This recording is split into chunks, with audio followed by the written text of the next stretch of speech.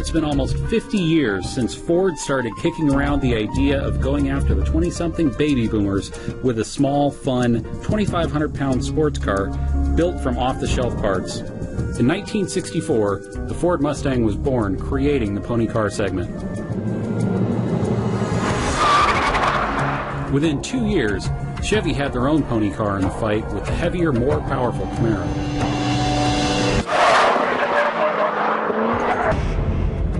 The current king of the pony car corral is Ford's lightweight track fighter, the Mustang Boss 302 Laguna Seca edition.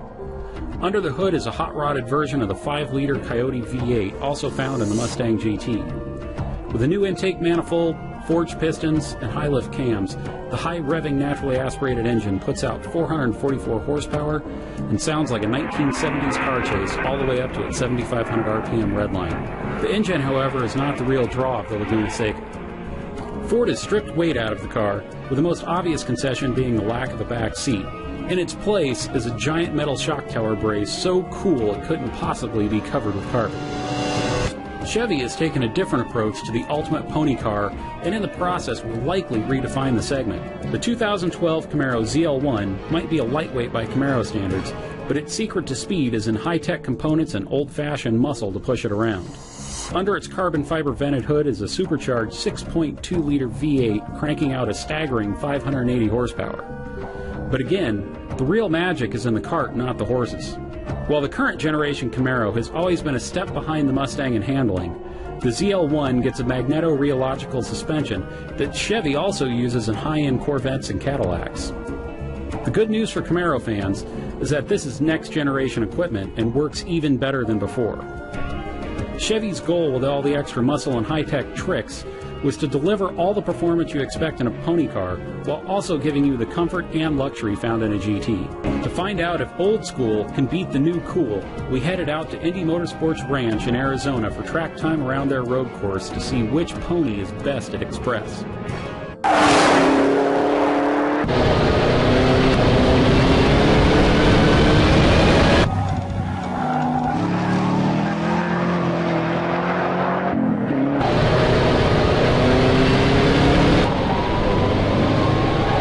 Get out of there.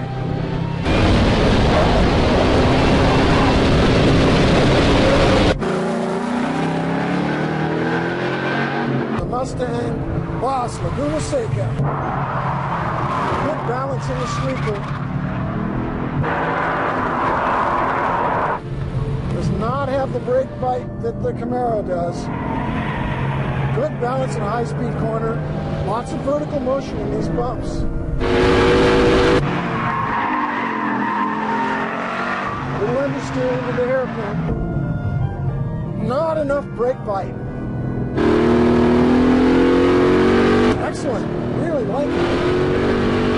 Dances around more than down to the hairpin. There's that understeer, but we saw that in the Camaro too. Little entry understeer. Good traction. Doesn't like the curbs too much. She jumps around in those bumps. It is in the end, I am going to choose the Camaro because it's just more sophisticated than the Mustang. Randy's driving evaluation of the two cars is backed up by lap data collected over 2 days of driving. The Camaro is constantly pulling away in braking zones and even mid-corner. There are only 2 spots on the track where the Mustang can pull any time back on the Camaro. One is the slowest corner on the track, where the lighter weight Mustang is able to deal with the inherent understeer slightly better. The other area is a sweeping right corner with a crest right at the apex. All the extra momentum in the heavier Camaro wants to carry it right to the outside of the track, and the Mustang just seems to tuck in a little more. In the end, the Camaro comes out on top, 2.54 seconds a lap faster than the Mustang. Before anyone says how unfair the competition is because we're pitting a naturally aspirated Mustang against a supercharged Camaro, the Camaro only gained 0.4 of a second on the straight. Even without the horsepower disparity, the Mustang will be roughly 2 seconds back every lap. The Camaro clearly came out on top of this fight.